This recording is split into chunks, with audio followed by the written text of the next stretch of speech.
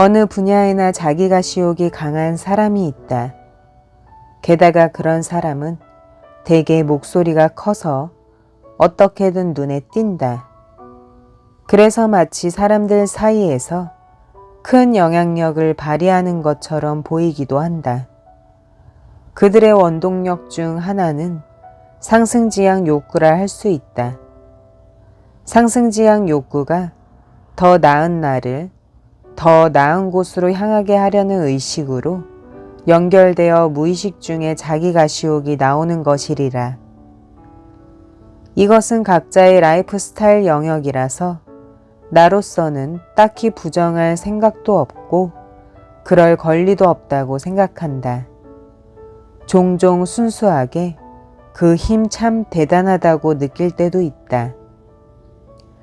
물론 정도의 차이는 있어도 누구에게나 자기 가시욕은 어느 정도 있을 것이다.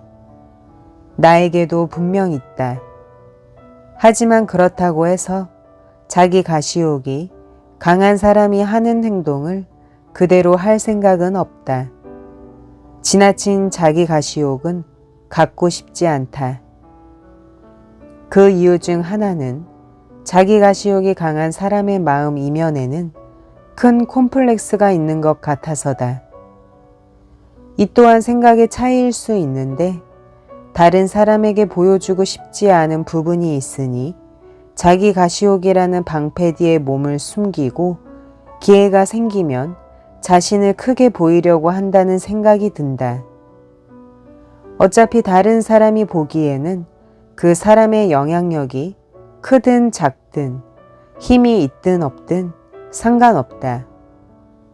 그런데도 자기 가시욕이 강한 사람은 나는 이런 사람이라는 걸 알아주었으면 한다 라는 듯 필요 이상으로 열심인 것처럼 보인다. 참고로 내가 좋아하는 노래 가사에도 나는 강하다, 내가 최고다 라고 자화자찬하는 랩이 있는데 이 또한 자신은 더 강해지고 최고가 되겠다고 다짐하는 수단에 불과해 보인다. 다만 이것은 자기 가시욕이 강한 사람과는 별개의 이야기다.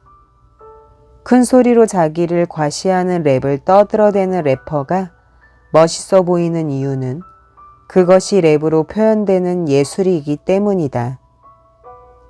자기 과시욕이 강한 사람의 말이나 행동과는 의미에 있어 차원이 다르다. 개인적으로는 유언 실행보다 무언 실행이 더 멋있다고 느낀다. 생각나는 속담이 하나 있다. 능력이 있는 매는 발톱을 숨긴다. 실력이 있는 사람은 함부로 자기 실력을 드러내지 않는다는 뜻이다. 내가 어린 시절 처음 이 의미에 대해 배웠을 때 왠지 매에게 강하게 공감했던 기억이 난다. 어린아이라서 말로 잘 표현할 수 없었지만 당시의 내가 매에게 어떤 여유로움을 느꼈음을 지금은 안다. 사람도 여유가 있어야 매력 있어 보인다. 그리고 그런 사람에게 자연히 사람이 모인다는 것을 우리 모두 알고 있다. 하지만 자기 가시욕이 강한 사람은 자기를 과시하려는 목적이 크기 때문에 타인에 대한 배려심이 거의 없다. 앞서 말했듯이 이들은 목소리가 커서 겉으로는 설득력이 있어 보이지만 막상 자신의 생각을 거부당하면 그 일에 지나치게 마음을 쓰는 경향이 있다. 그런 일에 마음을 쓰기보다는 오히려 거부당한 상황에서도 웃음을 교환하는 아량을 보여야 하지 않을까 싶다. 적어도 나는 그런 선택을 하고 싶다.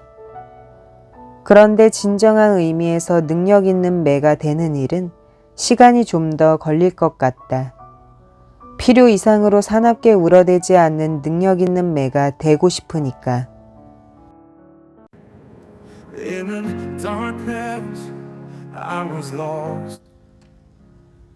1990년대에는 일주일에 두세 번, 시부야의 우다가와 초에 가서 새 음반을 구입했고 중고 음반도 가득 사들였다. 사고 나면 만족감으로 충만해 거의 듣지도 않았다. 그런데도 구매욕은 그칠 줄 모르고 점점 더 심해졌다. 나는 차츰 본래의 목적을 잃어갔다. 사놓은 레코드를 듣지 않은 걸 보면 짐작하겠지만 사들이는 것 자체가 목적이 된 것이다. 어디 그뿐인가? 책들도 양이 점점 불어났다. 레코드와 CD를 각각 8,000장 정도, 책도 상당수를 팔았다. 손에 쥔 돈은 얼마 안 되었는데 그래서 더욱 수집이란 이런 정도밖에 안 되는구나 라는 생각이 들었다. 가지고 있는 것을 전부 처분하라는 소리는 아니다. 사람에게는 저마다 남겨두어야 할 것도 있다. 내 경우에는 레코드였다. CD는 전혀 미련이 없었는데 레코드는 달랐다. 많이 좋아했다. 논리로 말할 수 있는 문제가 아니었다. 그래서 처분한 레코드를 다시 사들이기도 했다. 한심한 이야기지만 만약 그때 한번 크게 처분하지 않았더라면 지금도 여전히 목적도 없이 이것저것 사들였을지도 모른다. 요즘에는 편식하듯이 좋아하는 것만 모으고 남겨두려 한다. 레코드와 약간의 책 정도만. 정말로 그 정도다. 불균형적이라고 생각할지 모르지만 그런 불균형적인 존재가 나다. 누구나 그렇게 유독 마음이 더 가는 것이 있기 마련이다. 그리고 어쩌면 인간은 그런 불균형이 딱 좋은 상태인지도 모른다. 이렇게 생각하면 방에 물건으로 채워봤자 아무런 의미가 없다는 점을 알 수 있다. 과거의 무력의 파도 속에서 자아를 잃은 경험이 있어서 감히 하는 말이다. 무력이란 결코 필요하지 않다고 말이다. 미니멀리스트가 되어야 한다고 주장하고 싶은 건 아니다. 과도한 미니멀리즘은 인간을 도리어 숨막히게 한다고 생각하니까. 다만 나에게 필요하지 않은 것이 뭔지 확인하고 그걸 하나씩 처분해 보면 무력이 얼마나 무의미한지를 알게 될 것이다. 생활품을 제외하고 동경하고 꿈에 그리는 소비가 급격하게 줄어들고 있는 시대. 사람들은 자신의 욕망을 재확인하게 될 것입니다. 스가스케 마사노부의 무력 없는 세계에서 이 구절을 본 순간 마치 나에게 하는 말처럼 느껴졌다. 그리고 이 말은 나 말고도 현대를 사는 모든 사람에게 해당한다고 생각한다.